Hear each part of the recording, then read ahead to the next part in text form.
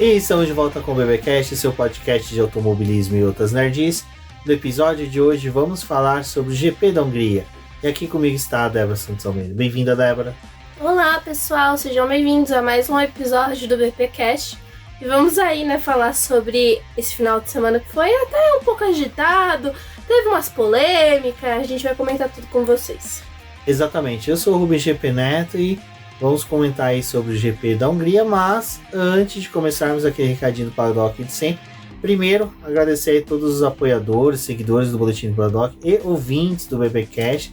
Muito obrigado aí por toda a parceria e todo o carinho que foi aí no mês de julho. Foi um auxílio bem legal que vocês deram aí pra gente. Vamos seguindo aqui com os trabalhos e ressaltando do nosso financiamento coletivo e contínuo do Apoies, onde tem o link na postagem desse podcast, que se você tiver interesse em apoiar financeiramente o nosso projeto, é só acessar e ver qual dos planos que você deseja. A partir de R$1 você já vai auxiliar bastante o Boletim do Paddock. Para você que fez as suas compras durante a Amazon, o Prime Day, na verdade, na Amazon, e utilizou o nosso link, muito obrigado. Se você vai continuar fazendo compras na Amazon, precisar de algo pontual lá, utilize o nosso link, que também é uma forma de apoiar o nosso trabalho, já que a gente recebe uma comissão da Amazon por vocês utilizarem ele, mas nenhum valor vai ser acrescentado no final da sua compra, é só para poder ajudar o projeto mesmo. Então, se você não pode assinar o Apoia-se ou colaborar com a gente de outras formas, utilizando o link da Amazon é uma boa pedida.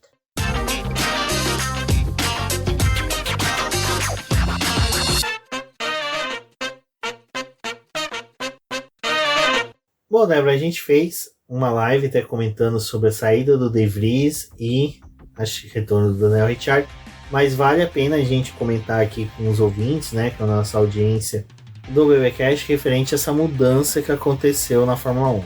Até chegaram a questionar a gente se a gente acreditava que o Ricardo ia assumir o lugar do De Vries e tudo, a gente até tinha comentado sobre esse assunto, mas realmente aconteceu, A AlphaTauri não esperou, e como tinha acontecido a substituição em período entre as duas corridas, prova da Inglaterra e agora da Hungria, o pessoal não tinha muito uma resposta da própria AlphaTauri pelo motivo dessa substituição.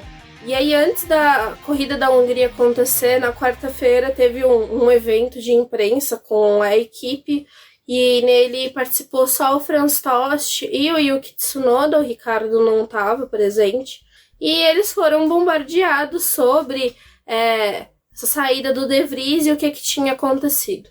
E a AlphaTauri falou que um dos motivos para o De Vries ter saído é que, infelizmente, ele não estava rendendo, Eles entendiam que ele não estava rendendo, porque o início do campeonato ali teve muitas corridas com provas acontecendo em circuitos de rua que o De Vries não conhecia e não são pistas da época que ele corria na Fórmula 2.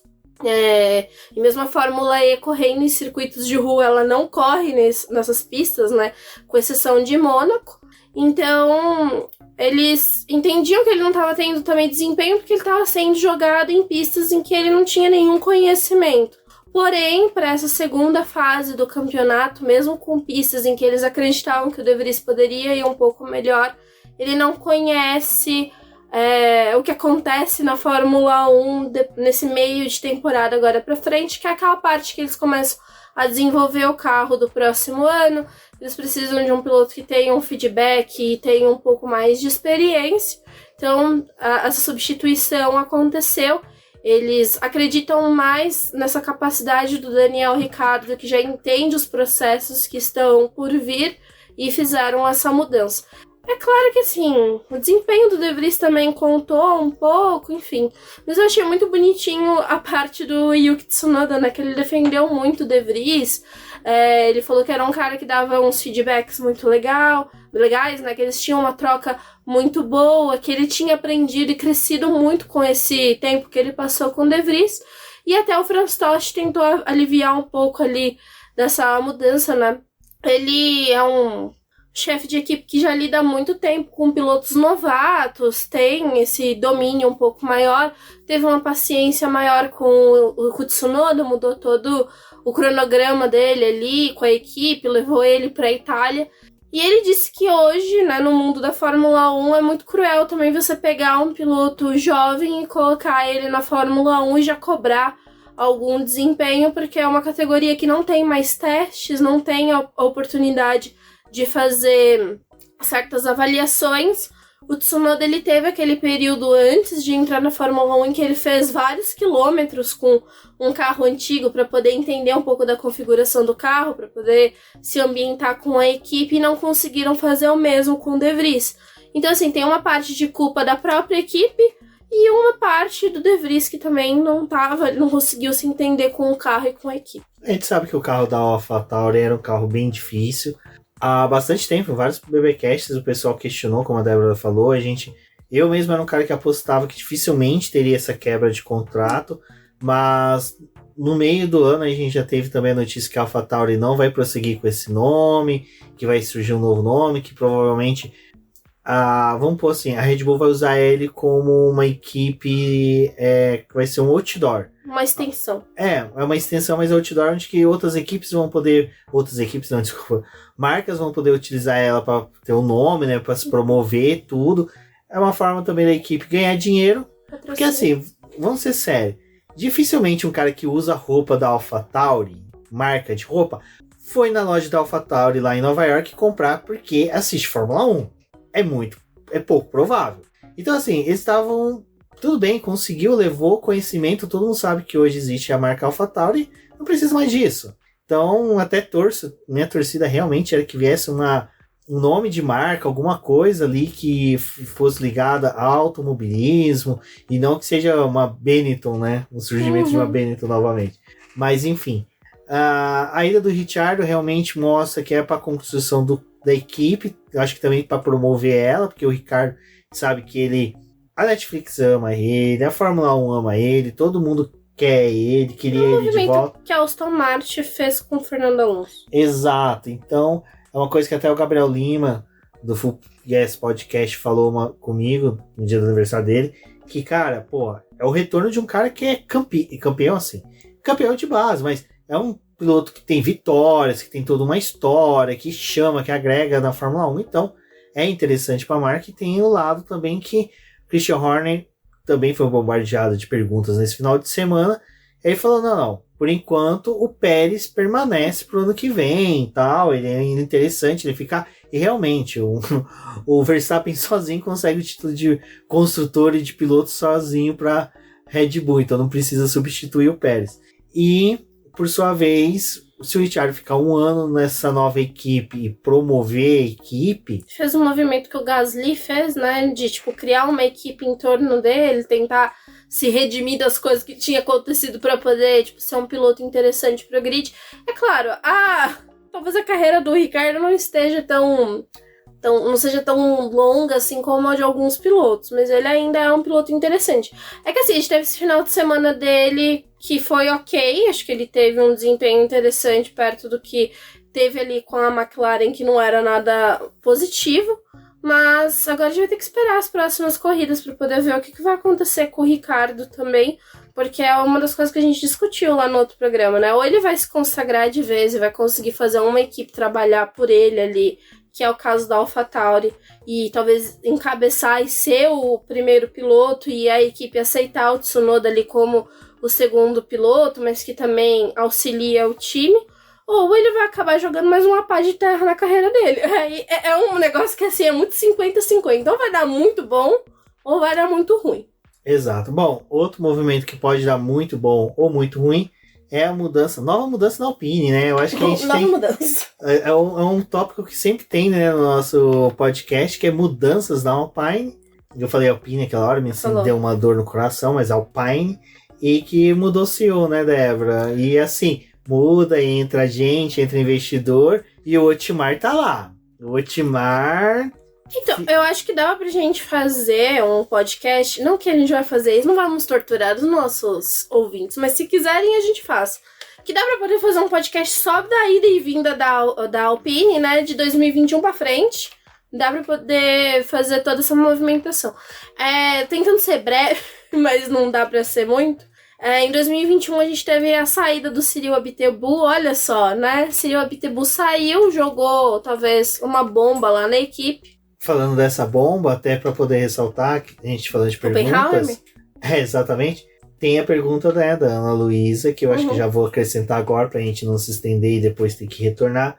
Que é a nossa apoiadora. Aninha, muito obrigado também pelo carinho, por ser apoiadora nossa. Por fazer parte do clubinho do livro. Exato. E ela pergunta, estaria a Alpine envolvida numa maré de azar? Então, vale lembrar, né, que a maré de azar pode estar envolvida com o Otmar. Então, eu acho que a Alpine, ela se enfiou nesse buraco já tem algum tempo. Porque ela tentou mudar ali o nome de Renault para Alpine para poder ir para aquela coisa da base de divisão de carros e de performance, não sei o que, focado em corrida. Com isso a gente teve a saída do Cyril Abiteboul por conta de todos aqueles problemas que eles tiveram. Saudade do Cyril. E o Laurent Rossi veio para a equipe, que era o novo CEO.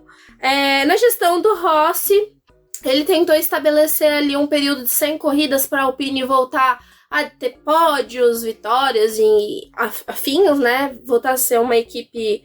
na verdade, não voltar a ser, mas ser uma equipe que começa a disputar mais posições à frente. E aí a gente teve o 4º lugar da Alpine no ano passado, né? Ela superou a McLaren, foi até uma das coisas que eu ressaltei lá no Twitter.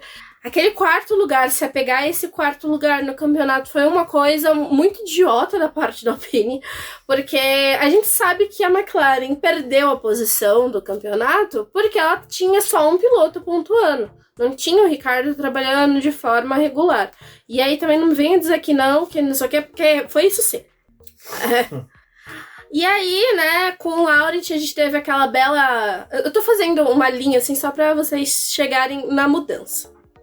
Eu juro, gente, é importante. Que vocês se lembram, teve aquele momento em que a Alpine falou: a gente poderia ter 3 chefes de equipe. Vamos aqui dividir a equipe, vamos fazer uma coisa mais francesa, mais bonita. Aí veio toda aquela coisa, depois o Marcin Budukowski saiu porque não acharam que tava tão bom assim, da forma como eles tinham visualizado. Voltaram para aquela configuração lá, até que, né, tivemos o Otmar vindo para poder tentar recuperar o time, porque as coisas estavam dando tudo errado. E o Otmar gerenciou a equipe no ano passado. Tem toda aquela coisa que eu já falei da McLaren. E aí a gente chegou agora no fatídico 2023, em que o Rossi, né, alguns BPcasts atrás aí, falou que a Alpine estava muito ruim, que era inadmissível o desempenho que estava tendo esse ano, que eles tinham conquistado aquele 4º lugar e eles esperavam estar brigando por posições melhores esse ano. Conseguiram um pódio, né, em Mônaco com o Ocon. Aquele foi um pódio realmente da tartaruga em cima do poste. Foi um pódio com a tartaruga em cima do poste. E foi muito bom, assim, tipo, porque veio a crítica e teve uma reação. Mas uma reação que a gente sabe que não se perpetuou por muito tempo, né? E aí agora, antes da Hungria, o Rossi rodou, foi rebaixado. Agora ele vai ficar... Assim, praticamente no rodapé da nota que a Alpine deu, ela colocou que ele foi designado para a parte de projetos especiais focados na transformação do grupo. Não sei o que ele vai transformar, mas foi mudado para lá. E aí a gente teve a entrada do Philippe Kirch, que já trabalhou com a Alfa Romeo, foi até um dos responsáveis pelo projeto Giulia, trabalhou com a Ferrari e ele tinha entrado na Alpine no dia 6 de março, como vice-presidente de engenharia e desempenho de produtos. E ele vai ocupar essa função até que a Alpine consiga outra pessoa para poder transferir essa função, e ele agora é o novo CEO. Gente, é todo um malabarismo da Alpine, e tudo isso que eu fiz em resumo para vocês aconteceu de 2021 até 2023. Então por isso que eu falei, dá pra fazer um programa só sobre a Alpine e essa maluquice. A Alpine tá parecendo um clube de futebol brasileiro. Não tá dando certo, o técnico demite, mas põe o interino, mas o interino não tá dando bem, vamos manter ele, o interino perde um jogo. não, contrata um outro assistente para ajudar o interino, enquanto que o técnico tá parecendo, na verdade, até a CBF, né? Coloca lá o Ancelotti, que é técnico, tá lá fora, e chama o Diniz para ser interino, a bagunça, né? Não, é assim, né? Tá toda essa mudança. A gente tinha também falado há uns BPcasts atrás que 24% das ações da Alpine tinham sido compradas pelo grupo lá, daquele ator e tudo. Eu acho que talvez essa pode ter sido uma movimentação já, tipo, uma resposta da entrada desse grupo, né? Porque eles também, a gente tem que lembrar que eles se inserem, pegam um time ali que tá precisando mexer os pauzinhos e começam realmente a fazer algumas mudanças pra ver esse time tá num desempenho melhor. Isso não tinha acontecido com a Fórmula 1 ainda, né? Não tinha acontecido com o automobilismo e eles estão apostando na Alpine. Pode ser uma movimentação, tipo, o Laurent não está fazendo nada do que era esperado, ele tá aí nessa função já tem um tempo, mas a gente não tá tendo resposta, vamos tirar ele e começar a mudar as coisas e trabalhar com o que tem. Não sabemos se isso vai dar alguma resposta, se vai dar certo, mas talvez assim, pode ser uma preparação pro próximo ano. Agora o Timar também provavelmente está com as orelhas em pé do que vai acontecer com ele, porque é um chefe de equipe muito complicado. Eu, sinceramente, acredito que ele só permanece na Alpine porque tem alguma coisa ali amarrada com a BWT, algum esquema ali para poder permanecer. E esquema, deixa eu lembrar que eu tenho que comentar uma coisa bem legal na hora que for falar do Pérez. É dívida de jogo, né? Dívida de jogo. Bom, falando em mudanças, né, a gente teve um teste, não foi mudanças, até me certifiquei agora com a Débora, do formato de classificação, que é um formato que antes de surgir eu já critiquei. Durante a classificação eu falei, para espetáculo é bom, mas não vai mudar em porcaria nenhuma o resultado, e realmente foi isso. Para quem quiser saber mais, tem um vídeo da Débora no canal do Boletim do Paddock, falando, no canal do YouTube, falando sobre o novo formato. Para quem assistiu a classificação, tá ciente, mas só para relembrar, né, Débora? Q1, os pilotos fazem todos, sem exceção, com pneus duros. No Q2, pneus médios. E no Q3, os pilotos que chegarem até o Q3 faz de pneu macio, que era praticamente o que acontecia. Então, não, é uma coisa que eles já testaram na sprint, né? Não estavam utilizando o pneu duro, mas naquela classificação para definir o grid de largada da sprint, eles já fizeram uma movimentação parecida. Só que ali na sprint é com os pneus médios no Q1 e no Q2, só que eles precisavam ser jogos novos para os pilotos que fossem fazer essas partes da classificação. Então foi algo que já estava sendo avaliado ali na sprint, mas só para poder contextualizar é que eles estão tentando reduzir a quantidade de compostos que vão ser, o que são usados durante as etapas, né? Então foi um teste que aconteceu na Hungria e vai acontecer de novo na Itália. Eles estão tentando fazer isso para que menos jogos de pneus sejam produzidos ao longo do ano e também para visar a questão de sustentabilidade, enfim, porque a Pirelli, infelizmente, ela tem alguns dados ali de sustentabilidade, alguns conceitos que é uma das coisas que eu fico tipo, eu acho muito esquisito a forma como a Pirelli gerencia algumas coisas. Acho que algumas outras fornecedoras de pneu têm algo mais esclarecido sobre essa questão de sustentabilidade, que hoje eu acho que não combina muito com o discurso da Fórmula 1. Sobre a fornecedora eu vou comentar daqui a pouco. Mas você comentou sobre a redução de pneus levados para o final de semana. Eu também pensei no negócio. A Fórmula 1 agora deve aprovar ou vai aprovar a entrada de novas equipes. Você reduzindo o volume das equipes atuais, você consegue inserir novos pneus para as novas equipes. Então você não teria que aumentar... Porque assim, uma das maiores discussões de não entrada de novas equipes não é só a divisão de dinheiro. Que isso daí é um ponto meio babaca do pessoal ficar batendo. Não quero dividir o bolo, não quero dividir o bolo. O pessoal esquece que todo ano o bolo vai aumentando. Então, se vai aumentando, você consegue fazer uma distribuição em que ninguém perca o dinheiro. Mas, enfim. Tem a questão maior que é transporte. Que hoje transporte na Fórmula 1 é o maior calcanhar de Aquiles que eles têm. É a maior dor de cabeça financeira que eles têm. Por causa de frete, disponibilidade de aeronaves, de caminhões, N coisas. E uma das discussões também teve era que quando entrassem novas equipes, até as fornecedoras, nesse caso a Pirelli, teria que aumentar o preço, o custo, cobrança de valores, porque ela teria que colocar mais caminhões, mais avião para poder carregar os pneus. E ela reduzindo das equipes atuais, ela não precisa aumentar o número de veículos disponíveis para transporte, sendo que já diminuiu, então ela consegue inserir novos pneus ali. Tem isso, e também hoje eles estão discutindo quantas equipes seria necessário para entrar na Fórmula 1 que compensasse ter um carregamento maior, que fosse balancear isso, né, da divisão das equipes. É muito complicado, é algo que eles estão tentando. Só que assim, também na minha visão, que essa classificação tem um outro impacto também. O Domenicali já tem muito tempo que ele tá falando que a sexta-feira na Fórmula 1 é muito inútil, que a gente quer mais ação em pista, não sei o quê. E eu acho que também... Coloca jovens pilotos pra treinar dia de sexta que você vai ver ação pra caramba. Pois é. Mas eu acho que também tem aquela coisa, né, é um discurso pra, no fim das contas, tentar inserir mais sprint, porque na sprint você já reduziu um pouco da quantidade de pneus pelo formato que tem a sprint. E também pode ser uma forma de, a gente faz X sprints no ano, mas a gente tirando a sexta-feira de atividade de vocês, sexta-feira, sei lá, viram uma atividade de mídia. Então, quando você vai fazer aquelas rodadas triplas, duplas, você acaba também reduzindo um pouco do trabalho das equipes, de ter que chegar mais cedo nos autódromos para poder arrumar as coisas. Então, acho que tem todo um jogo também disso, assim, tipo, porque uma das reclamações dos pilotos nesse formato foi que, com menos jogos a gente anda menos na sexta-feira, porque a gente não vai ficar queimando o pneu sabendo que tem uma classificação no sábado que aí realmente vai valer alguma posição. Então aí também já é uma coisa, tipo assim, pro Domenicali falar, então já que vocês não estão andando na sexta-feira, né, tá deixando o público ali de sexta-feira sem ver nada, sem ter ação em pista, pô, vamos tirar, vamos acabar logo com essa sexta-feira. A gente só vai ter sexta-feira quando tiver sprint, porque pra mim pareceu isso também.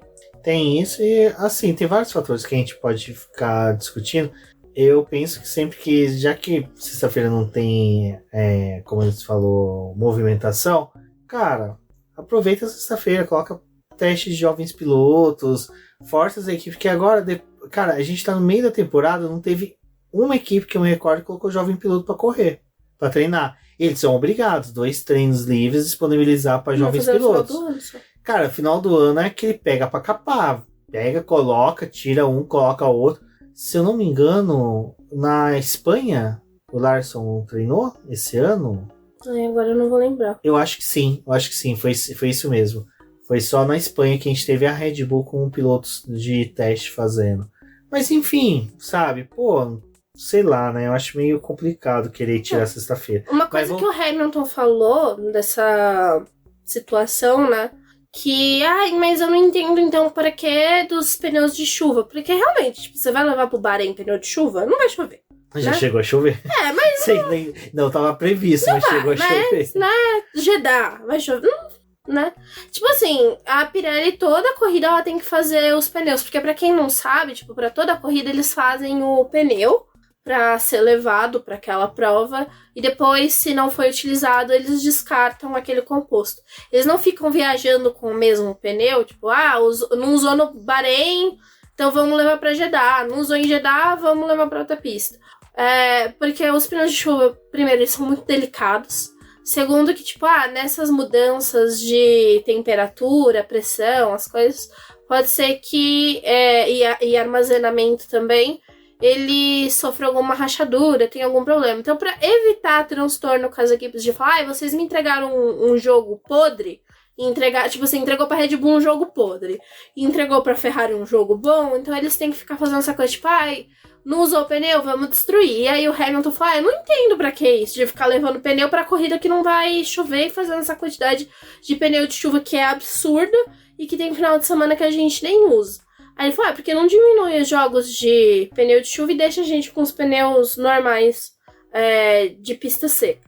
Aí é um transtorno, toda essa coisa, porque assim, é o que o Romero falou, não tá com previsão de chuva, mas vai que chega na hora e chove, aí o pessoal não vai ter andado, e aí vai falar que não andou porque não fez pneu. É bem complicado. Não, se pneu estragar na altitude, coitado do pneu do avião, né? Mas enfim.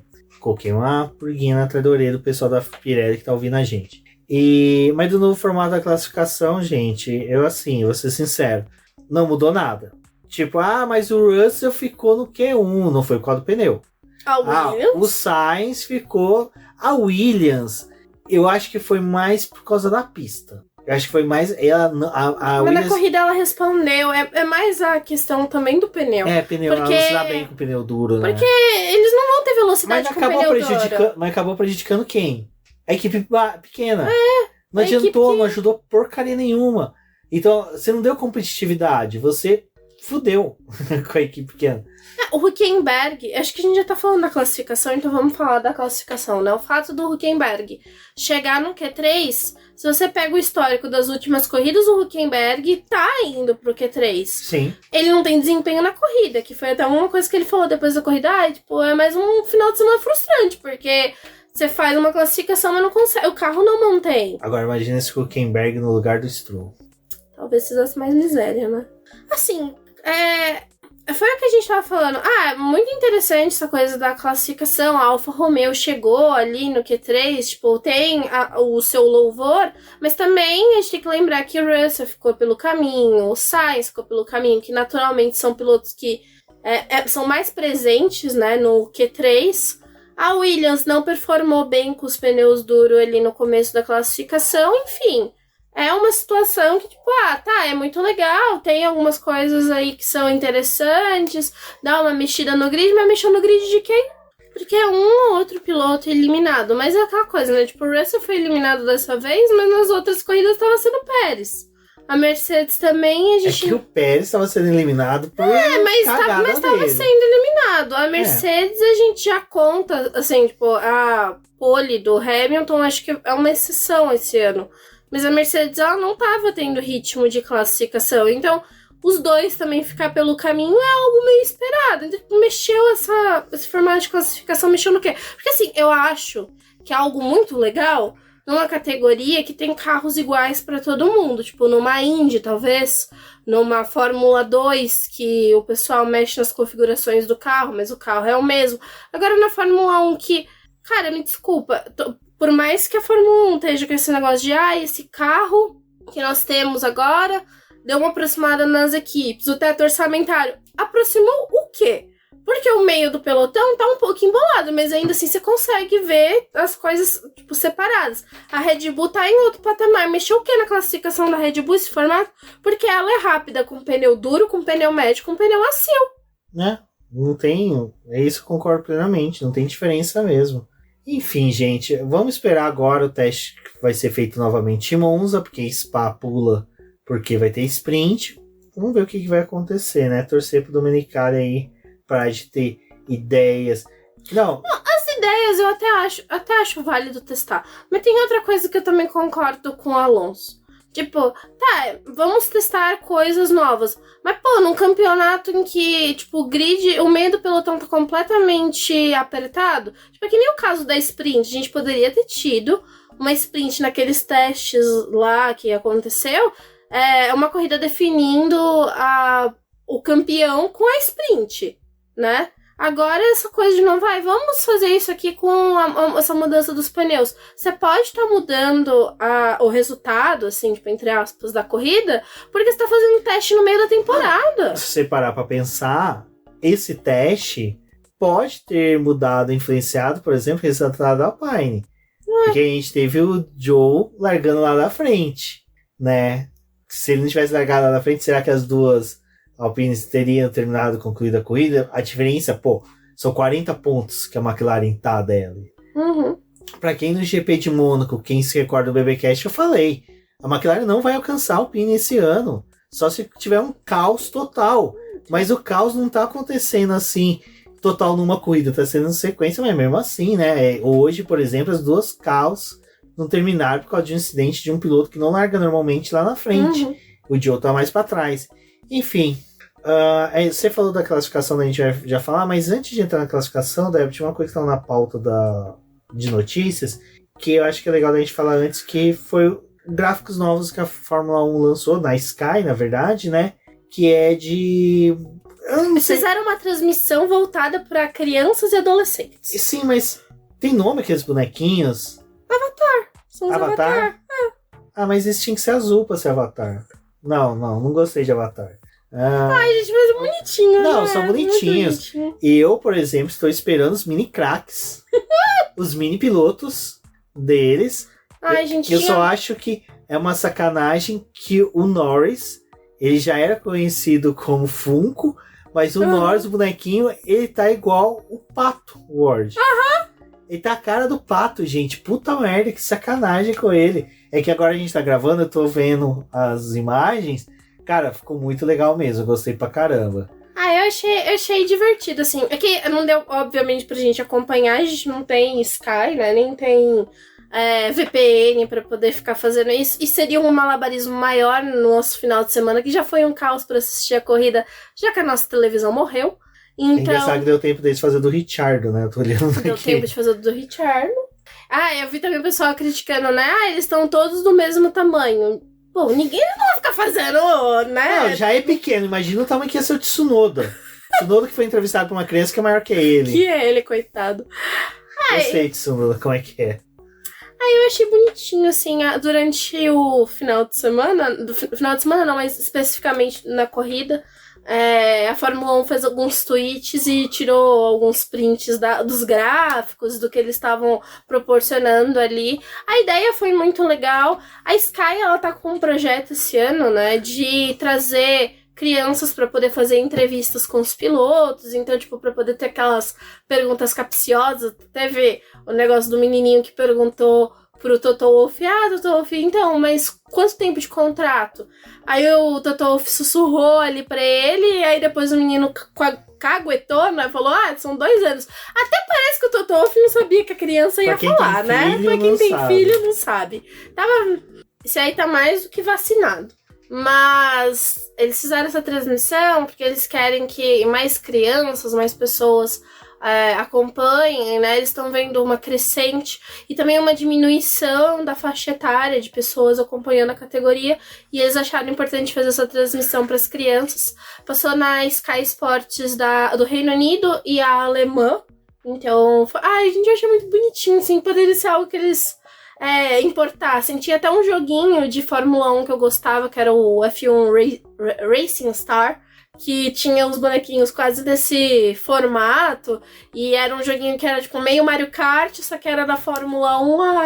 Eu me deliciei com os prints. Não, eu vou ser sincero, eu quero, até tuitei e falei, eu quero no Brasil a versão Turma da Mônica, certo? Eu quero mesmo. E assim, vamos fazer campanha, Sky Sports, venha para o Brasil. Venha pro Brasil, porque olha, eu acho que era um show, né? Não, foi sensacional, isso foi muito legal. O lance das crianças foi legal, uma criança foi no box, conversou com o Lewis Hamilton, né? Até falou que eles usam na casa dele falar da importância do Lewis Hamilton, é um fator Lewis Hamilton. Eu achei bem legal, gostei mesmo, então vamos torcer para dar certo. Eu fiquei animada quando eu vi esse gráficozinho, assim. Pelo menos é uma coisa diferente, né? Acho que é uma coisa que você também faz as crianças se interessar, porque essa semana teve uma pessoa aí que falou, mas eu achava muito chato quando eu era criança, todos os homens da família assistindo automobilismo, e eu não gostava, né? Umas coisas aí. Mais coisas também foram ditas, enfim, não vou entrar na pauta. Mas eu acho que talvez menos crianças teriam crescido traumatizadas por terem tirado seu desenhozinho porque tava passando Fórmula 1. Então é uma transmissão legal pra você fazer. Eu era traumatizado que às vezes não tinha Globo Rural, mas tudo bem. Cada um com seus traumas. Exatamente. Bom, e aí, voltando pra classificação, né?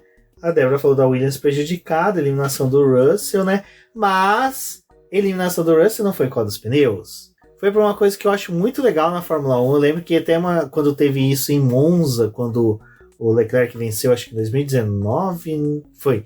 Que teve todo aquele problema de tráfego, depois em 2020 repetiu, mas em 2019 eu até conversei com o Lucas Santoc do Projeto Motor, e eu achei ridículo, mas ele jogou uma argumentação, falou que eu achei válida. Cara, vai do piloto, o piloto sabe o que vai acontecer, ele tem que ir. Ele sabe que tem que sair dos boxes, ele sabe quanto tempo que ele tem, o percurso. Se ele acabou sendo prejudicado, ou ele se prejudicou, é do automobilismo. Eu concordo com ele, eu vou além. Eu acredito assim, que o pessoal, alguns pilotos acreditam naquele acordo de cavalheiro, porque só para ressaltar o que aconteceu. Quando chegou na última curva ali, todos os pilotos, a maioria dos pilotos que estavam para abrir volta no Q1, começaram a reduzir, são 20 carros, então você tem realmente um tráfego grande. E tem um acordo de cavalheiros que é, quando chega nesse momento, ninguém ultrapassa ninguém. Mas daí eu acho uma sacanagem, o filho da mãe que já tá lá no começo da curva, fica segurando todo mundo. E assim, cara, ele tá segurando todo mundo e o cara que tá lá pra trás, o pneu dele vai esfriar pra caramba. Então... E numa situação com pneus duros. É um acordo de cavalheiro, mas o filho da mãe que tá lá na ponta não tá sendo cavalheiro com o último. Uhum. E assim, até no Twitter eu falei que o Russell garoteou, que foi ele que pediu pra ser desclassificado, veio um enxame de fãs chatos, que todos os pilotos têm fãs chatos, do Hamilton, Verstappen, Leclerc, Sainz, Alonso, todos têm fãs chatos, veio me bombardear e me xingar novamente. Eu falei, gente, o Russell reduziu, ele quis ter espaço pro cara que tava na frente. Porra, o Gasly e o Norris que tava pra trás ia ser prejudicado com o lance do Russell. Os dois vão ter que aguardar ser prejudicados pela escolha do Russell de reduzir? Não. Eles foram passar o quebra de acordo de cavalheiro, porque o Russell não tá sendo cavalheiro. O Hamilton também passou e foi vazado. Falou, meu filho, eu vou fazer minha volta. Então assim, eu acho que esse momento que ali tem dos pilotos segurarem para poder abrir volta, a partir do momento que você tá atrapalhando o coleguinha, se o coleguinha te passar, cara, você não tem o que reclamar. É uma situação que tava todo mundo envolvido ali. Tudo bem, você tem um acordo e é o que o Rubens falou. Ótimo que tem um acordo, que você tenta não atrapalhar os outros, mas aí também faça por onde, né? Tipo, acelere ou deixe uma distância pro outro que seja favorável para todo mundo. Agora é injusto com quem tá ali em último não conseguir também fazer uma volta porque tem gente segurando na frente. Eu entendo essa coisa de, tipo, que nem na largada, né? De tipo, agora que o Hamilton ia largar na frente, ele deu uma juntada no pessoal e tentou trazer todo mundo junto com ele para não demorar muito do ponto em que os pilotos estavam parados no grid para ter a largada. Mas ali é uma situação de corrida. Quando era o inverso, quando era o Verstappen largando na frente, ele segurava todo mundo para poder dar uma atrasada para os pneus do Verstappen esfriar. Isso que é uma situação de corrida, é uma coisa mais estratégica. Na classificação é foda. E eu acho que a gente já tá tendo vários momentos ali em que tá próximo da gente ver um acidente muito feio por causa do pessoal reduzir a velocidade no último trecho. E aí eles tentam buscar algumas medidas, tipo, você só pode desacelerar tanto, se você desacelerar mais do que isso, pode acontecer uma punição. Mas, pô, cara, eu acho que assim, o Russell, ele sabia a situação que ele tava, ele sabia que tava muito fácil da pista evoluir com os pneus duros. Quanto mais tempo você tem ali de aquecimento do pneu, é mais favorável para a volta. Eu até falei, né? Daqui a pouco vão brigar que o Norris e o Gasly furaram um acordo de cavalheiro. Só que todo mundo sabe aonde o seu sapato tá apertando, né? E os dois não queriam ser eliminados. E eles foram tentar resolver a situação. O Russell tinha também como ter ultrapassado o restante do pessoal ou não ter segurado todo mundo. Ele também se prejudicou ali. Não, e até o Russell chegou a reclamar. Pô, o Gasly e o Norris me passou. Cara, desculpa. Tá bom. E assim, se você pega o onboard do Russell, ele segura, ele trava. Os dois vão falar, pô, eu vou ficar aqui esperando. E os dois passaram. Pra você ver como esse negócio também de ar limpo é relativo. E cara, é Q1, velho. Você tem um carro que vai certeiro pro Q3. Você não vai ficar no Q2, sabe? Porra, era só ter, sabe, que minutinho de pensamento que você conseguiria, mas, enfim. Bom, outro que foi eliminado, e aí, cara, é problema que tá... Eu acho que assim, o departamento vai dar merda em Maranello, tá apitando que nem louco e ninguém tá prestando atenção.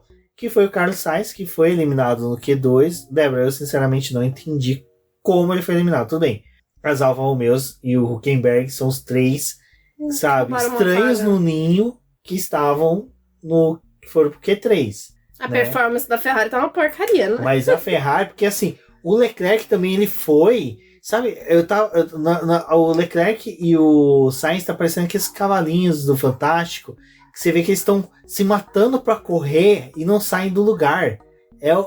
Os dois parecem que corre, mas não saem do lugar. É uma coisa assim, Cara, feliz foi o Vettel mesmo que saiu para o Aston Martin, depois aposentou, porque realmente parece que a Ferrari tá uma draga mesmo. É muito esquisito a forma como eles lidam com as coisas, com o que aconteceu ali. O resultado do Leclerc também na classificação não foi tão positivo assim, né? E quando aconteceu todo o cenário da classificação foi pro Rubens, o Leclerc vai perder a posição pro Russell amanhã. Porque o Russell vai fazer uma corrida de recuperação e a Ferrari, vai entregar de novo a posição, e foi realmente o que aconteceu, né?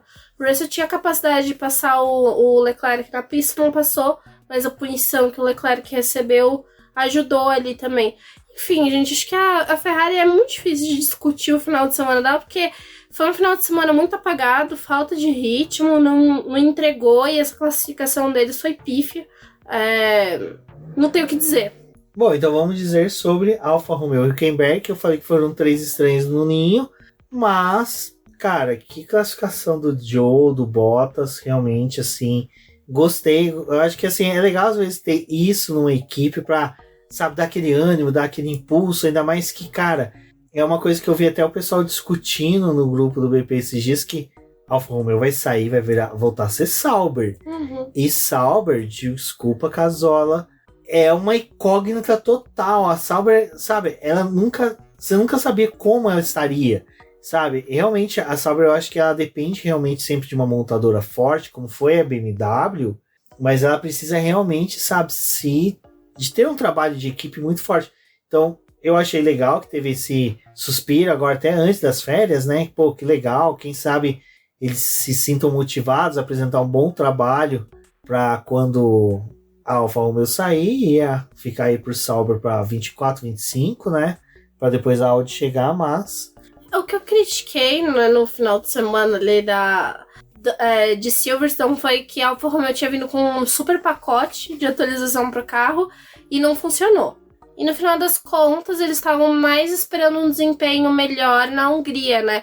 Foi uma coisa que eu até falei, cara, é muito engraçado, tá todo mundo acreditando na Ferrari pra Hungria, né? Pelo trabalho e pelo carro, as características, e no final das contas a Ferrari não apareceu, a Alfa Romeo conseguiu. E a Alfa é um dos times que se distanciou muito da Ferrari. Utiliza o motor dela ali, utiliza as peças que é meio que obrigatório usar, mas o resto eles estão desenvolvendo do carro.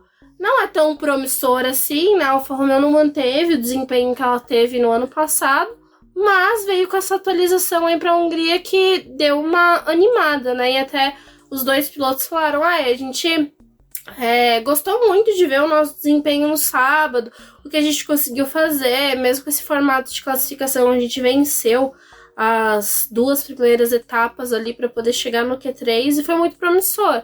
Agora eles querem ver como é que... Eles acham que o carro vai performar bem na Bélgica. Então vamos ver se isso realmente funciona. Mas acho que é legal ter os dois ali, apesar de não ser, tão comum a Alfa Romeo estar nessa posição. Eu acho que se conseguir se classificar bem, largar bem, né, diga-se de passagem, por um final de semana que tem uma sprint, eu acho que é uma boa. Quem sabe, né? Eu acho que... São 2 classificações, né? 2 chances que a Alfa Romeo tem. Exato. Então, só tomem cuidado quem for largar atrás. Acho que... Bom, já mencionar isso, né? Esse ocorrido. Mas vamos comentar antes da pole do Lewis Hamilton, que, cara, foi muito bacana. Eu gostei de ter visto o Hamilton novamente conseguindo uma pole. Porque, assim, Verstappen conquista uma pole, Leclerc conquista uma pole.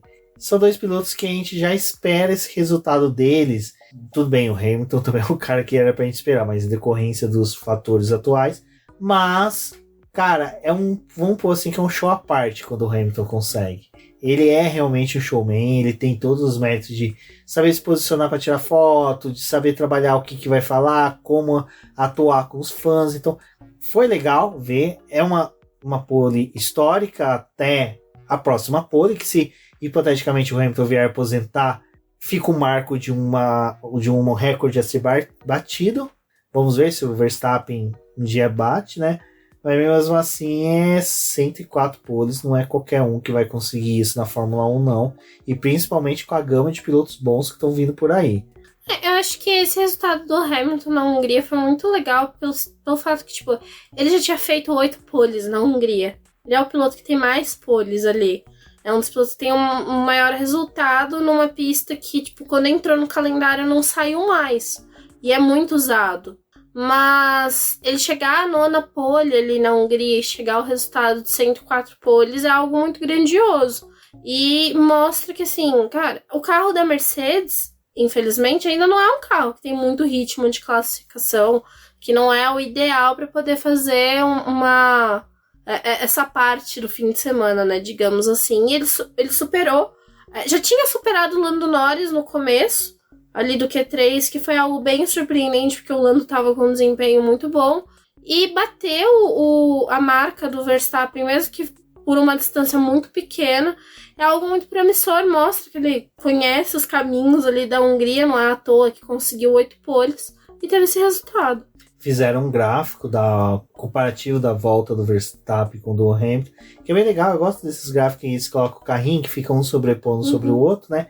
Cara, como o Hamilton sabia, ele perdia muito nas retas, mas entrada e saída de curva, ele ganhava muito. Retas assim, né?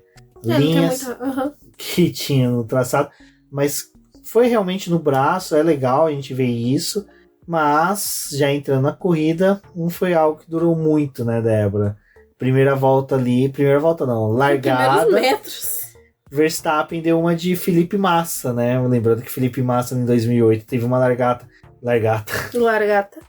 Uma largada muito boa, surpreendente. Infelizmente, não concluiu a vitória, mas o Verstappen pulou.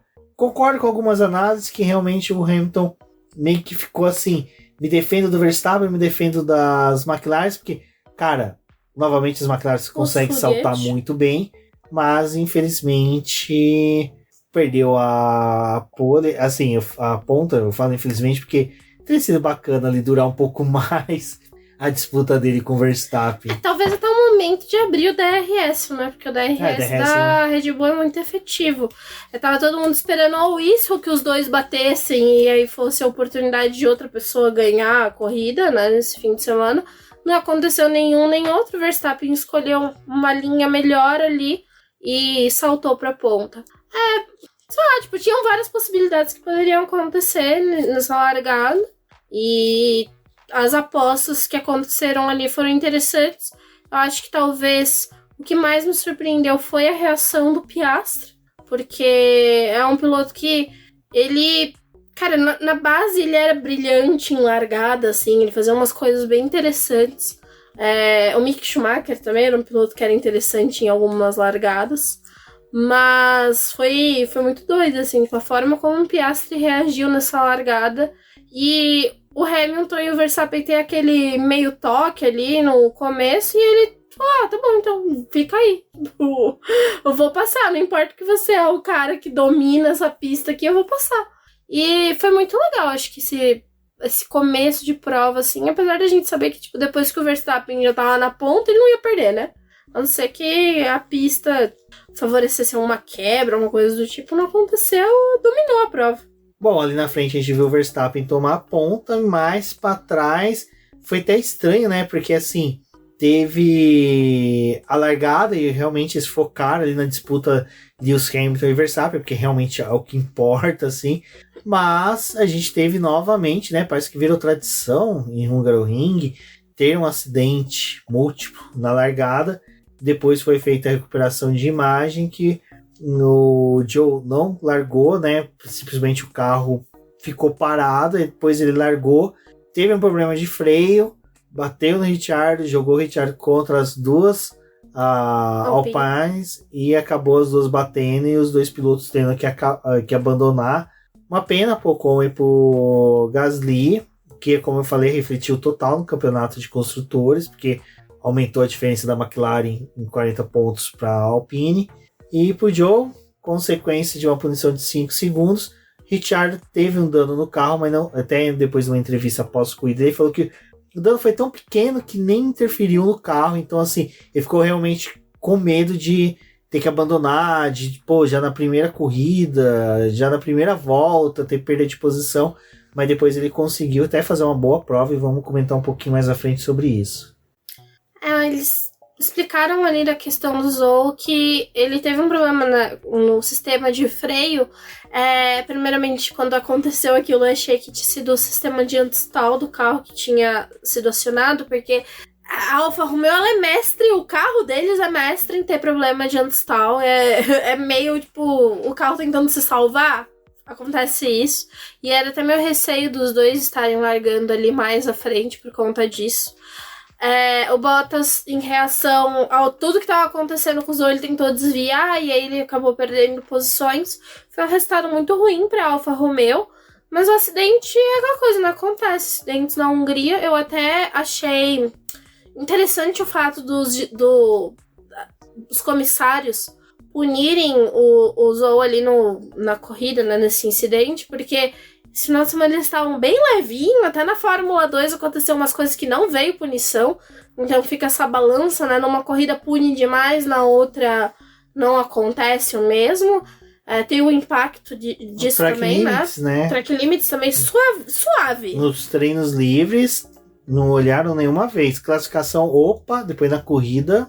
Não, e na corrida também, assim, umas lombadas de um pessoal fazendo umas movimentação ali na pista e falavam, que coisa, né? Deveria ter sido chamada atenção. Não foi, só escolheram alguns ali pra poder dar alguma advertência ao longo da corrida pra poder dizer que tava acordado e acompanhar a prova.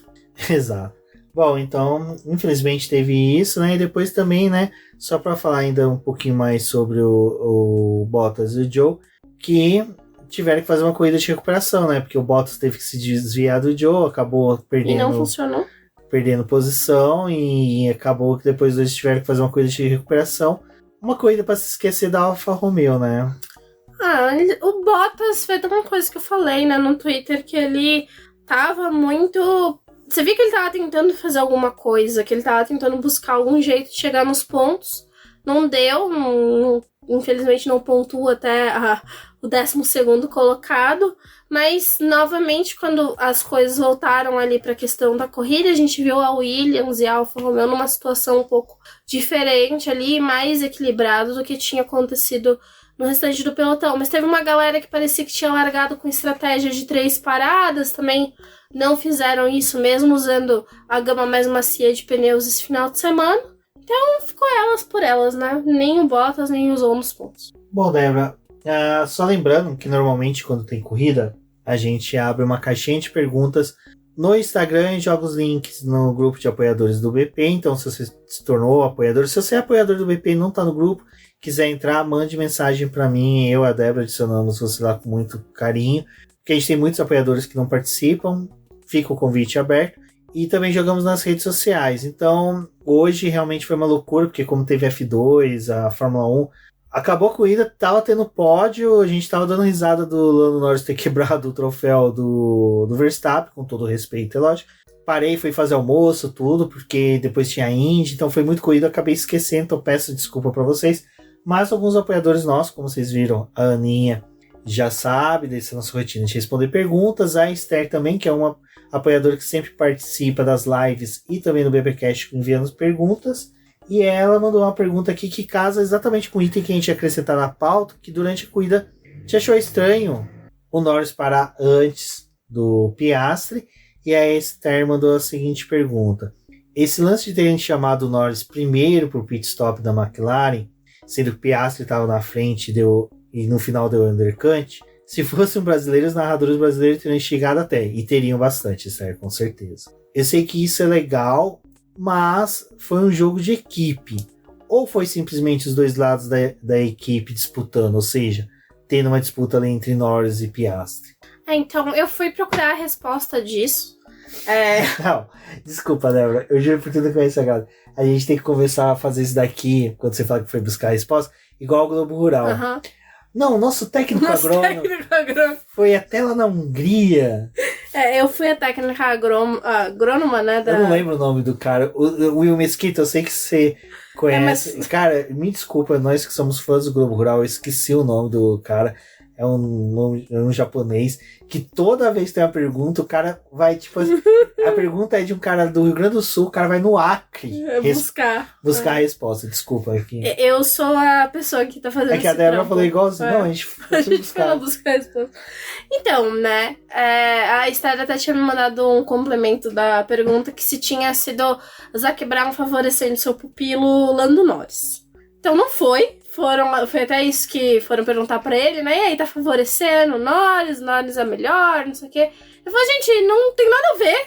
Até o Rosberg, né, deu um piti aí, ficou falando, ai, que coisa errada vocês fazerem isso, não sei o quê, favorecer o Norris, o Piastri estava melhor. Só que não foi.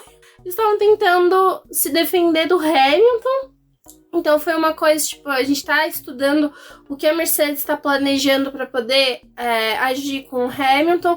O Norris era o piloto mais ameaçado e com chance de perder a posição para a Mercedes, então eles tentaram defender primeiro o Norris, porque em teoria a posição do Piastri estaria melhor. Eles não esperavam que o Piastri fosse voltar atrás do Norris, aconteceu, teve o undercut, não pediram para poder fazer inversão de posição, porque quando você faz isso, você acaba perdendo um pouco de tempo, porque você tem que desacelerar um carro para que o outro passe. Eles estavam tentando se defender da Mercedes e seguiram assim com a corrida para poder ver o que ia acontecer.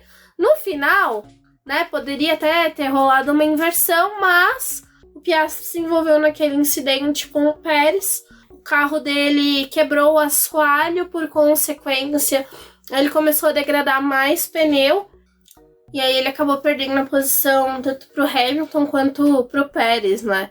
E aí, no final, assim, da corrida foi bem triste pro Piastri, que ele, poxa, mais uma corrida, que eu não vou pro pódio, que eu não tenho resultado, não sei o que, ele se culpou, assim, demais, porque ele tinha degradado os pneus dele, aí até o Stella falou, calma, meu filho, você não fez nada de errado, a culpa não é tua do pneu ter desgastado. A McLaren desgasta pneu mesmo, a gente tava numa pista quente, quebrou o assoalho, você não é o responsável. E ele ficou super chateado, então não está tendo favorecimento do Norris. Se o Piastri não tivesse sofrido o undercut, que é uma das coisas que acaba até acontecendo nessa pista, e vale lembrar também, como eles estavam trabalhando com o pneu macio esse final de semana, eles têm dados de estratégia, de classificação e de desempenho com os pneus intermediários, com os pneus de gama mais macia eles não tinham, então eles tentaram contornar ali o negócio, mas não tinha como pedir pro Norris, tipo, dar uma segurada aí, porque o Piastri estava trocando pneu, então aconteceu. Não, eu descobri o nome do agrônomo, é Shukichi Kurosawa. Então, Débora, próxima vez a gente vai falar aqui. Nosso representante Kurosawa está lá, né? Está lá. Foi atrás da resposta. Bom, e até mencionamos nosso querido Will Mesquita, e que é uma coisa assim, é estranho, né? O Piastri tem uma coisa de maturidade do piloto, né? Buscar isso de não se culpar, ou primeiro entender o que aconteceu, para depois, aí sim, né? Falar, foi erro meu. Que pelo amor de Deus, Piastri, não fique igual o Leclerc, que fica, eu sou idiota, eu sou burro. Não, filho. Primeiro que a McLaren não era para ter corrido o que correu nesse final de semana na Hungria. Era para ter ido muito mal, porque era uma pista que não se desenhava pro carro dela. Foi bem, que bom, mas o Piastri é bom que ele já teve o Stella já fez o que o Binotto não fez com o Leclerc. De não, meu filho, não é você que errou. Nosso carro é ruim na degradação de pneu. Porque o Leclerc às vezes errava e era culpa da Ferrari, e o Binotto fingia de estátua, né? Se fingia de bobo. Exatamente.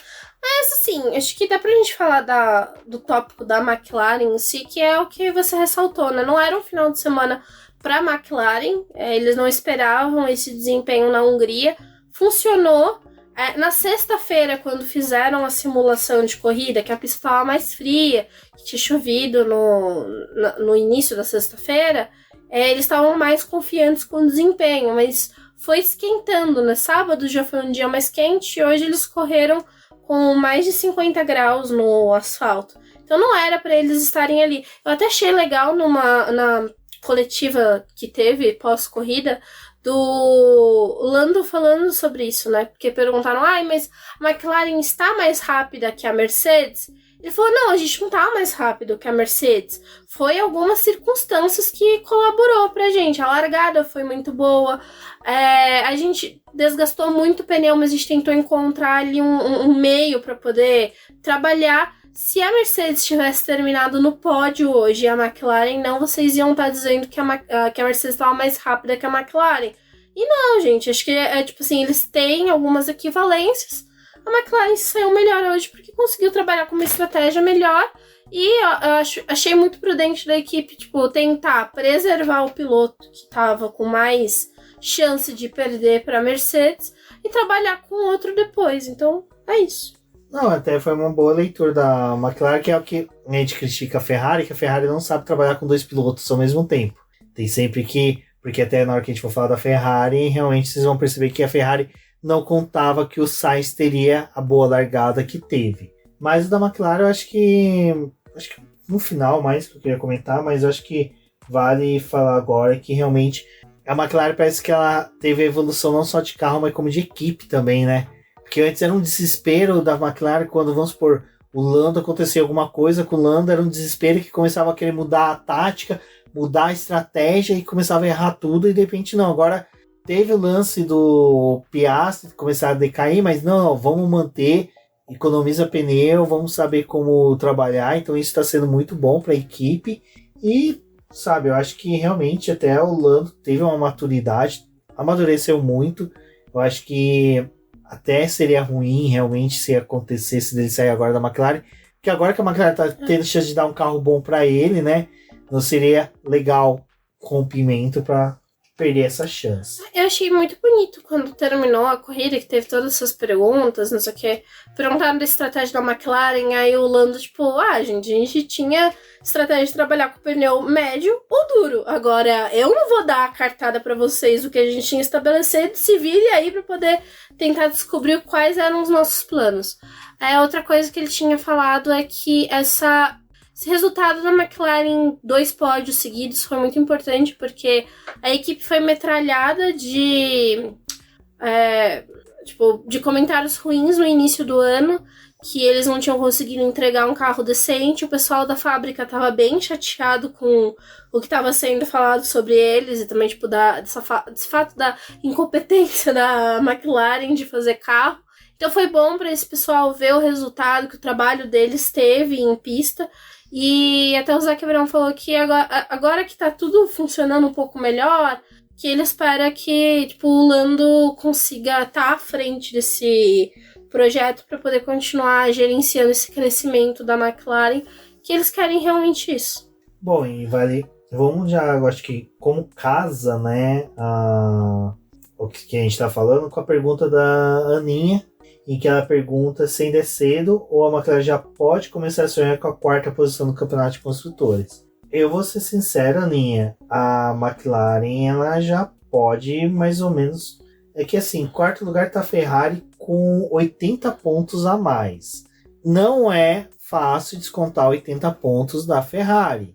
Que a Ferrari a gente sabe que se uma hora ou outra ela encaixa bem uma atualização, ela consegue uma evolução... Perfeito, mas a Ferrari a gente já sabe que provavelmente já deve estar começando a pensar carro do ano que vem. Uma queda até mesmo brusca aí de uma Aston Martin, que seria com 184 pontos, praticamente 100 pontos a mais que a McLaren. Eu acho mais fácil a McLaren descontar um maior número de pontos para a Aston Martin do que para a Ferrari. Então assim, eu acho que vai ser uma disputa muito boa. Vai ser uma disputa muito boa pelo 4º lugar. Eu acho que dá para a McLaren sim querer sonhar, querer buscar, mas eu acho que a McLaren compensa muito mais querer se estabelecer como uma força isolada e buscar o quanto mais pódios conseguir. Eu acho que tem que pensar que é o que o Rumi falou, né? A Ferrari talvez não venha com mais pacotes grandes de atualização, porque parece que o negócio já desandou ali mesmo, né? A Aston Martin tá indo pelo mesmo caminho, porque tá tentando falar, isso aqui a gente já vai falar da Aston Martin, mas enfim, tá ali tentando jogar a culpa nos outros, mas a culpa é deles mesmo que não estão trazendo atualização pro carro. Então,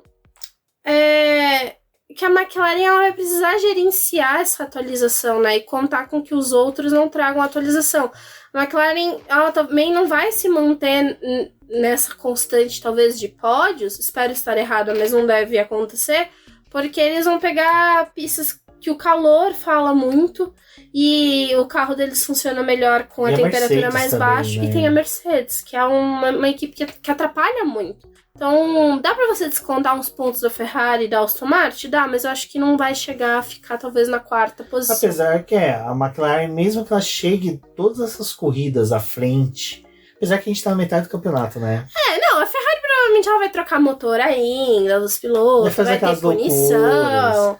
E o motor da Ferrari é menos confiável que o da Mercedes. Bem menos confiável. Eu acho que talvez sonhar com a Ferrari seja possível, mas talvez chegue que nem no final do ano aconteceu, tipo, ano passado, Mercedes e Ferrari disputando o vice lá, né, dos construtores. Pode ser que isso aconteça.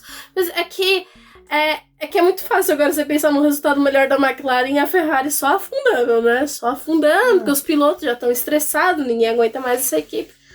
Aninha, pode ser que venha esse quarto lugar.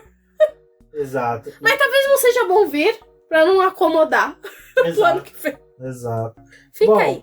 E falando aí também dessa questão de pontos, né? Temos que mencionar a Mercedes, que teve a escalada do George Russell, que daí pega no item que estava anterior da pauta, que era, né, o Sérgio Pérez novamente, na emoção dos fãs de falar que o Sérgio Pérez foi o piloto do dia. Aonde que o piloto do dia foi o Sérgio Pérez? Concordo que o Lando Norris falou, como assim que ele foi esse piloto do dia de novo? Tipo, cara, eu acho que o Lando Norris, quando saiu e deve ter visto o resultado, falou assim, não, deve ter sido o Russell, né? Porque, desculpa, a corrida do Russell foi 1000 vezes melhor que a do Pérez. O Pérez, ele tinha obrigação moral, cívica, todas. A obrigação dele era dobradinha, né? Era dobradinha. Meu, assim, o pessoal tem que entender que o cara que é companheiro do Verstappen, que tá com o segundo carro não, nem ser companheiro do Verstappen, o cara que tá com o carro da Red Bull, ele tem obrigação de se classificar em primeiro. Você não é o Verstappen, porque o Verstappen vai se classificar em primeiro. Tudo bem que o Hamilton se classificou. A obrigação do Pérez era ser terceiro. A McLaren também tá se dando bem pra caramba nesses corridas agora, porque o Pérez tá perdido no pagode. Ele sabe, ele é ele tá totalmente desandado. Então, assim, o Pérez ter sido eleito piloto do dia foi muita emoção de fã, que, ai, nossa, o Checo conseguiu. De nono lugar, surgiu, ele tinha que ter era o que a gente esperava ele fazer, né? A largada do Sainz foi melhor que a dele. Ele tinha carro, ele tinha uma estratégia favorável para que isso acontecesse. Porque também ele começou a prova com outro pneu, não acompanhou o que o restante fez. Então ele ia permanecer mais tempo na pista. Tipo, tava tudo estabelecido para que ele fizesse uma corrida de recuperação. Porque esse nono lugar dele é uma corrida de recuperação e tava no pódio porque ele tinha que estar no pódio, gente. Eu achei emoção demais esse... Nossa, foi ridículo. Não, foi uma corrida boa pra ele? Claro, foi. Porque dentro das coisas que tá acontecendo com o Pérez, esse resultado, tipo, é muito bom. Mas era pra ele estar ali, né? Nossa. Não, e fora o final da corrida, que ele teve uma baita de uma ajuda, porque o Tsunoda segurou o Lando lá e ninguém dava bandeira azul. Ninguém deu bandeira azul. Não, o Lando perdeu 3 segundos. O Pérez conseguiu se aproximar. Quando ele chega na AlphaTauri, a AlphaTauri fala, passa aí. Então, tipo, ele teve também essa coisa de, tipo, tentar ir buscar o Norris. O final da corrida dele foi meio pife, assim, no sentido que, tipo, ele tinha passado o Piastri ali, ganhou na questão dos pneus, o carro do Piastri danificou, beleza. Só que no final da prova, o Hamilton também tava chegando nele. O Hamilton termina, acho que a 1.3 de diferença do Pérez. Não chegou a entrar na zona do DRS, mas ficou por pouco. Se tivesse mais algumas voltinhas, talvez tivesse ameaçado esse pódio do Pérez. O que isso torna especial? Não é. Exato. Cara, o Hamilton com a Mercedes estava virando mais que o Pérez. Cara, é ridículo, desculpa. Vocês podem pegar o BBcast desde quando o Pérez foi confirmado na Red Bull. Eu falei, gente, não esperem grandes coisas. O Pérez não é um excelente piloto. O Pérez também só foi contratado na Red Bull porque não tinha base. E outra, que foi calor do momento da vitória que ele teve no Bahrein. Sabe? O Pérez é o cara que dá sorte. Ele é tipo o De Vries. E dá sorte que ele tem uma corrida boa, todo mundo, é o melhor, vamos contratar. Foi assim quando ele foi pra McLaren, que ele fez uma excelente corrida na Sauber, foi contratado, o resto do ano com a Sauber foi uma desgraça. E aí, mesma coisa. Ele tá tentando se achar, né? E acho que a Hungria era uma corrida que a gente esperava um resultado dele, porque ficou a semana piloto de inteira... rua, né? Piloto de rua. Piloto que se dá bem em traçado de rua, Hungria é um traçado de rua. Traçado de rua. E ele também, tipo, passou a semana inteira falando, mas eu fiquei com o meu engenheiro testando, fiquei com o meu engenheiro fazendo... Quando o Pérez fala isso, toca aquela musiquinha triste do Chaves, né? Fiquei fazendo simulador a semana inteira pra poder entender o que tá acontecendo comigo, não sei o que. Pô, meu filho, é trabalho. Estão tentando ajudar ele, como diria Primo Rico, né? Não há pobreza que resista a 14 horas de trabalho. Não há piloto que não ganhe títulos que não trabalhe 14 horas. Tem que trabalhar. Diga-se de passagem, Primo Rico é um babaca. Mas é isso, então... E o Primo Rico escuta o programa. Se ele escutar o programa do BBcast, não for apoiador, aí é um fuder, babaca. Né? Aí é de fuder. Vamos lá. E aí teve a escalada do Russell, que, diga-se de passagem, critiquei o Russell, o pessoal me atacou no sábado, mas no domingo ninguém veio falar, nossa, você elogiou o Russell? Sim, elogiei, o Russell fez uma puta de uma corrida. Ele merecia mais piloto do dia. Eu fiquei com medo do Russell ameaçar a McLaren, o Piastri, gente. Eu fiquei assim, mano, esse moleque vai roubar a posição do Piastri. E, tipo assim, se roubasse o mérito dele. Cara, e realmente as Mercedes estavam mais rápidas que a McLaren. Então, assim, cara, foi uma pena. Eu acho que se o Russell tivesse classificado melhor, tinha grande chance do Russell ter ido pro pódio, porque o Pérez não teria escalado tão fácil. Então, assim... e o Russell, aquela hora, ele teve que dar a posição pro Pérez, porque ele ia ficar perdendo tempo com o Pérez, sendo que ele tinha outras disputas mais importantes, né? E mérito dele também ter superado a Ferrari. Sim, não. E assim, cara, o Russell e o Hamilton foram dois pilotos muito bons. Aqui, final de corrida, realmente, cara, faltou uma chance do Hamilton abrir o DRS para passar o Pérez. Se o Hamilton tivesse aberto o DRS na volta 69, cara, o Verstappen, o Pérez não tinha chance. O Hamilton teria passado facilmente. Não sei se facilmente, mas tinha dado um rosco ali. É o Pérez, né? Teria sido facilmente. Mas vamos lá. Seguindo, né? A Red Bull conquista sua 12ª vitória consecutiva. E pelo amor de Deus, gente. Pelo amor de Deus. A Red Bull não bateu o recorde da McLaren de 11 vitórias. Porque assim, eu acho muito legal querer exaltar o que o Verstappen, o Red Bull tá fazendo. Sim, porque é histórico isso. E realmente, eu sempre doso muitas palavras quando eu vou falar de algo histórico. Porque realmente é algo...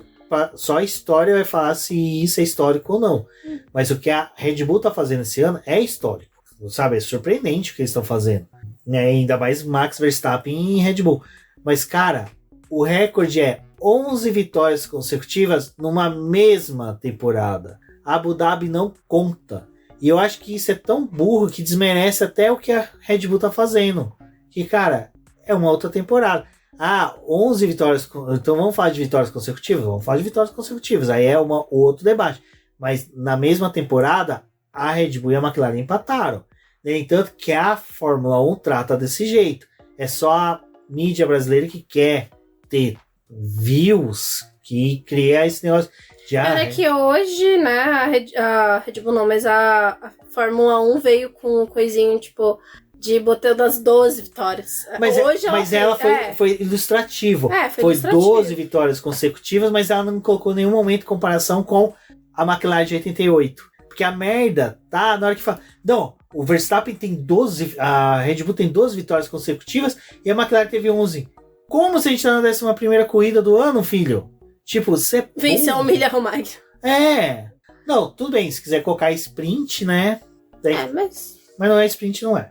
Não, nem entra pros recordes. Exato. Então, mas é um feito assim que, cara... Não, é muito grandioso você conseguir fazer um carro que domina tudo, que tem essa capacidade, tipo... Você tem um carro que domina e um piloto que consegue entregar, também, porque... Pô, imagina se fosse Pérez e Mark Webber. E o Verstappen também tá perto de bater o recorde do Vettel de vitórias em sequência também. Pô, é uma coisa muito grande que a Red Bull tá fazendo, porque ela só fez isso na época do Vettel. E nem era tão grande assim o domínio. Não. O pessoal fala, mas o domínio do Vettel não era tão grande. E a temporada era menor, né? A temporada era menor. Não é desmérito pro Verstappen quando a gente fala que a temporada é menor. É o mérito dele, ele tá conseguindo, ele tá tendo ritmo físico. O cara me entra de madrugada, de sábado pra domingo, pra chamar a atenção da equipe dele, que tava correndo as 24 horas de Spa, online. O cara acordou de madrugada pra dar um esporro na equipe dele, vai pra pista no outro dia e ganha uma corrida. O cara é uma máquina. Então assim, cara, tem os méritos dele. Não, acho que o Verstappen ele tá fazendo algo que é muito grandioso. Se chegar no final do ano e assim a Red Bull ter ganhado todas as corridas do ano, também vai ser algo muito grandioso, porque é algo espetacular uma equipe fazer isso. E é uma coisa que a gente falava, até isso é uma coisa que eu, em conversas com o Felipe Meira, pegamos de utilizar esse tipo de fala, que é um mérito dela e um desmérito das outras que não souberam fazer um carro. Eu acho que a única equipe que agora tá conseguindo construir um carro para chegar próximo é a McLaren, mas foi na base do Ctrl-C, Ctrl-V. Bom, e seguindo nesse papo de Red Bull, vale falar também, como eu falei, que realmente quem chegou nela, mas aí chegou no segundo piloto, né? Foi a McLaren que teve disputas, né, com o Pérez, e aí a gente vê que o que realmente teve o Pérez de vantagem sobre as McLarens foi DRS. Uhum. Porque no pau a pau ali do miolo da pista... Não, ele falou que na questão dos pneus ali dele, do Piastri, tava muito próximo, né? Tipo, era muito equilibrado. Que ele...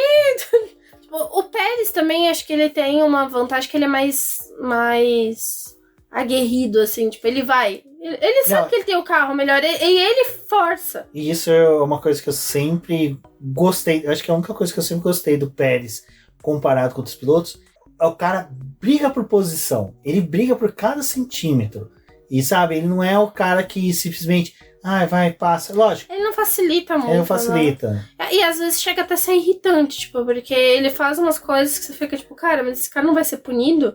E... Silverstone ano passado ele merecia punição. Hoje, não. A reprimenda eu acho que era necessária.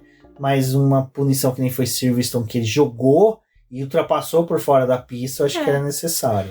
Então, é um cara que também tem essa coisa, né? Às vezes ele faz movimentos ali interessantes, mas, de novo, não acho que foi justo ganhar o piloto do dia. Não merecia o piloto do dia. Cara, se ele tivesse feito P3 na classificação e no incidente ali do Joe tivesse caído lá pro fundo e feito uma corrida de recuperação, aí teria sido um mérito, mas não conseguiu. Bom, e agora chegamos no fatídico coitado do troféu, né? Porque Max Verstappen venceu, né? Liderando de ponta a ponta. Muito bonito. Muito bonito, tranquilo. Muito bem. A equipe perguntando, Verstappen, tá tudo bem? Tá bom. Good. Não, o Verstappen... Vou voltar para o assunto do Verstappen antes de a gente falar do troféu, porque foi muito engraçado. Que durante a corrida ele tava... esse pneu aqui tá deslizando muito. Esse daqui não sei o quê. E aí ele terminou a corrida, né? Perguntaram pra ele dos pneus. Ele, tava tudo bem, a gente tava andando muito bem. Qualquer pneu a gente andaria bem aqui hoje. Foi a mesma coisa da classificação. Gente, não adianta você mudar o formato de classificação, sendo que os caras vão andar bem com qualquer pneu. É claro que o piloto, vai ter um feeling um pouco melhor com um tipo de pneu do que outro. Vai ter questão do gerenciamento da temperatura. A Hungria cobra muito da temperatura dos freios, então, isso também impacta na temperatura dos pneus. Mas foi muito engraçado, ele no final, a gente teria andado bem com todos os pneus, e aí depois ele falou, eu queria ter testado o pneu macio no final da corrida. Para, doido! A Red Bull, ela já tava não me inventa de parar de novo, meu filho, a gente não tá afim, hoje não. E ele tava a gente poderia ter testado o pneu macio no final, tava tão bom. Bom, mas antes de falar do troféu, né, Débora? A gente tem que falar da Ferrari, que... Esqueceu. A Ferrari teve o mesmo destino do troféu, né? Chegou bonita, pomposa, mas... Não, nem chegou, né? Pra Hungria nem chegou. Pra falar a verdade, não chegou. Não está chegando. Gente, o mais legal foi que eu olhei assim, eu vi o Laurent, né? Ele tá lá ainda. No pit wall da Ferrari, eu falei, meu Deus, o que o Laurent tá fazendo ainda ali? Não era... Inglaterra, a última corrida dele, Débora? Não sei, Neto. É dívida de jogo. Só pode. Eles estão tentando segurar ele ao máximo, né? Pra poder ver, pra poder liberar ele pra AlphaTauri, no talo ali. Ai, cara, já era pra ele estar lá, né? Pra poder cumprir a a quarentena, mas tá aí. Acho que a Ferrari tá agarrada nele. Tipo, se ele sair daqui, o barco afunda mais ainda. Gente, a corrida foi horrível. Terminou a prova. Eu vou falar duas coisas que eu achei ridículas, assim, só pra poder matar esse assunto. Primeiro foi estratégia, que eles não contavam com o Sainz largando tão bem, mas de pneu macio era esperado que o Carlos largasse melhor. Aí eles não sabem inverter os dois, porque nessa situação deveriam ter invertido, porque o Carlos estava de pneu macio e estava correndo o risco de ser ultrapassado por outros, ele ia desgastar o pneu antes, precisava parar antes, não fizeram. Aí fazem aquela parada, tem o undercut dos dois. Não manda de novo o Carlos devolver a posição pro Leclerc, porque deveria ter sido isso, né? Fazer isso com o Leclerc. Não fizeram, deixou o pau torando. E aí, depois, na outra parada, inverte os dois. Olha, gente... Não, é o que eu falei. A Ferrari não sabe lidar com dois pilotos. Cara, eu fico imaginando o pessoal da WEC, da Ferrari, olhando. Cara, a gente tem 6 pilotos, a gente consegue lidar com 6 pilotos, vocês não conseguem lidar com 2 pilotos. Não, eles não olham o que tá acontecendo, eles não olham pra corrida deles também, eles não conseguem lidar com os 2 pilotos, porque assim... Uma coisa foi a AlphaTauri, lá no final, fazer estratégia diferente pro Yuki e pro Ricardo, e teve um resultado diferente pros dois. Eles não esperavam o resultado do Ricardo. Não, até né? Pode falar. Não, que depois não eu falo esperavam isso. E a Ferrari, ela tinha duas situações ali, porque o Leclerc também não estava largando tão bem assim no grid, mas estava à frente do Carlos. E eles fazem 2 estratégias. Beleza, 2 estratégias. E aí... Cara, eles estavam perguntando de fazer 3 paradas com o Carlos. Eu fiquei, vocês têm mais é que se lascar mesmo. Se o Carlos parasse a terceira e descer do carro? Não, ele descia do carro, ele ia atacar o carro em alguém. E aí, depois no final, né, que teve aquele cercadinho ali, o Leclerc falou um monte da equipe. O Carlos também falou um monte. Aí no final, que foi a minha indignação, terminou a corrida, passou cercadinho, só que aí eles foram fazer um vídeo dos pilotos falando como foi a corrida deles. E óbvio que nesse vídeo que vai para as mídias sociais, os pilotos têm que ser contidos. Aí eles tipo, mas não é pena essa corrida, não sei o que. Gente, eles estão putos, vocês querem que eles façam ainda vídeo? Olha a Ferrari. Olha, eu quase entrei hoje no Instagram e denunciei essa equipe por ela estar fingindo que ela é uma equipe de Fórmula 1, porque não dá, bicho. Não dá. Boa, eu gostei dessa. Eu queria ter ido lá denunciar, falar, isso daqui você tá fingindo. Porque morreu. Não, a atualização do carro falou que ia ter atualização. Não é? Foi aquela mexida na asa lá. Ai, olha, eu acho que assim, tem que acabar o campeonato. A Ferrari... Tem que acabar a Ferrari. Não, tem que acabar o campeonato, assim, tipo, dá uma paz pra esses pilotos. A Ferrari, ela falava tanto, né, um tempo atrás, de se retirar da Fórmula 1. Se retira nesse final de temporada. Se retira. Cara, poupa. Você já apanhou tudo isso, meio de temporada. Eu tô só esperando, assim, mudar, né, muda. Porque, assim, a Bélgica era o final de semana que Imagina se tivesse tido Imola. Esses pilotos estavam coringando. Não, a Bélgica, né, quando era o outro calendário, era o momento que o pessoal trazia atualização pro carro, uma última atualização ali, mexe principalmente nos motores, né, que deve acontecer na Holanda. Eu tô esperando a chuva de punição pra essa equipe o restante do ano, assim, sabe? Me admira não ter quebrado o motor. Ainda. Mas pra subir hoje ali vai quebrar. Bom, e... Cansada, gente. Agora até esqueci que eu ia falar. A gente fala do troféu? Não, teve alguma coisa que você tava da AlphaTauri, você ia falar da AlphaTauri. Da AlphaTauri, né, pra mencionar a corrida do Ricciardo, que realmente, eu acho que o que eles queriam era realmente saber como o Ricciardo ia lidar com esse carro, porque, pô, é o primeiro GP dele. Os treinos livres, eu acho que não teve como obter muita informação, porque era ele realmente tentando entender o carro, porque ele sofreu na McLaren, um dos motivos era freio, e o ano inteiro o Tsunoda e o De Vries falando, esse carro não tem freio. E até quando ele foi para AlphaTauri, todo mundo falou, mano, ele vai para um carro que não tem freio. E ainda teve um incidente no começo, mas eu acho que assim, conforme foi tendo a corrida, eles foram pegando o jeito do Ricciardo com o carro e falaram, pô, dá pra gente usar numa estratégia diferente. Vamos conservar o Tsunoda, que a gente já sabe como ele é com o carro, que se ele não pontuar, não render... E o Tsunoda tava fazendo uma corrida interessantíssima. Não vai fazer diferença. Não ia fazer diferença mesmo se o Tsunoda... Era até arriscado você fazer uma estratégia diferente pro Tsunoda e ele decai muito, sabe? Então Então conserva o Tsunoda na estratégia inicial dele e vamos usar com o Ricciardo, vamos ver o que dá. E deu bom. E isso é uma das coisas que vale a pena ver como vai ser o Ricciardo com a equipe nesse ponto, né? De como... É que com o Ricardo eles foram numa estratégia mais conservadora, que eles tinham uma ideia de tipo, a gente sabe o que ele vai fazer. E o Tsunoda, ele largou com os pneus macios para poder fazer aquela largada que ele fez mesmo, de conquistar posição, de brigar lá na frente. Só que também teve aquela coisa que a gente mencionou do final do pelotão, né? Chegou no momento ali que tinha gente que poderia fazer 3 paradas, mas não fez. Porque você ia perder muito tempo no grid, não teve safety car no final da corrida para poder possibilitar mais uma troca. Então, tipo, ali todo mundo ficou meio preso. O Tsunoda, com aquele pneu médio dele, não conseguiu ir para cima do Hülkenberg como era esperado. Então, o Ricardo, ele termina numa posição boa, foi uma corrida ok, fez o seu trabalho ali que tinha que fazer. Eles têm uma ideia agora do Ricardo com esse carro e tem uma ideia do Tsunoda com o que ele já estava entregando. E eu acho legal, assim, tipo, vamos ver o que acontece realmente no restante da temporada, porque é um carro muito complicado. Agora, como ele vai lidar com isso, a gente não sabe, né? A Bélgica vai ser o teste de fogo, né? Porque Bélgica também freio sofre, né?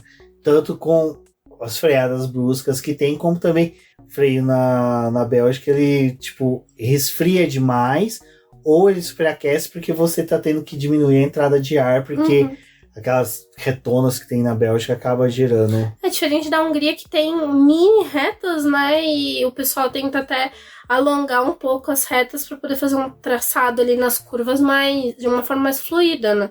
Então é uma pista que cobra muito dos freios. Acho que tem que esperar para poder ver o que vai acontecer com o Ricardo, porque também a posição do Tsunoda foi muito circunstancial. Bom, e aí vamos para o troféu, né? Que já é para finalizar o BBcast. E a gente finaliza até com a pergunta da Aninha. E mais uma vez, muito obrigado, Aninha. E ouvintes, saibam, a gente vai responder as perguntas. Fiquem à vontade para mandar. Viu que eu não montei a caixinha? Pode mandar no Manda grupo, nas redes sociais, tudo que a gente responde sim. Bom, foi que... Será que o Max vai perdoar o Lando por ter quebrado o troféu? Estaria o Lando Norris com inveja?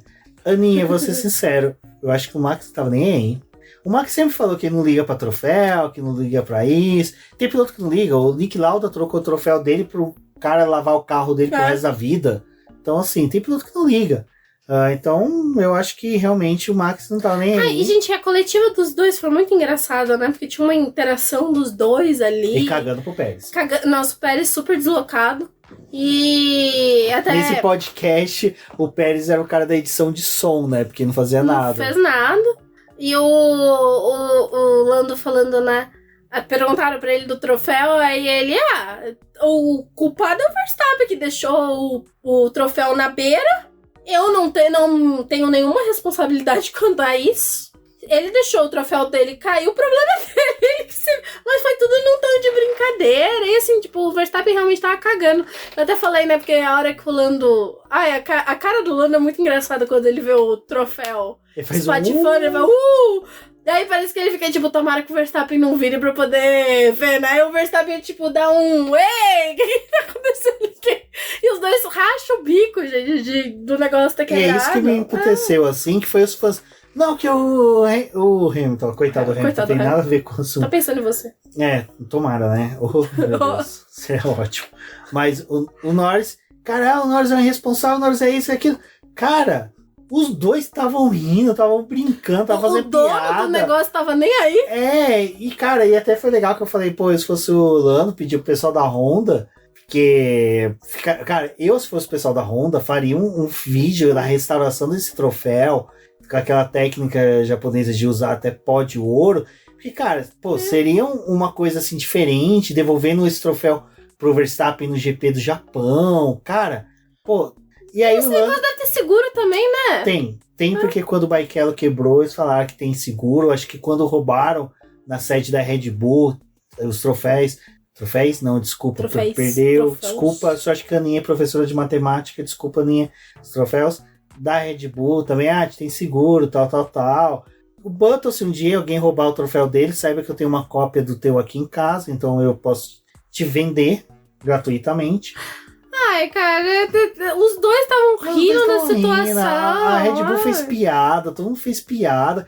E aí os fãs... Não, e é uma coisa que eles vêm que dar resultado, né? De ficar fazendo essa troca de vídeo. Porque aquela vez que roubaram o troféu que teve do Alonso com o Russell lá. Roubaram não.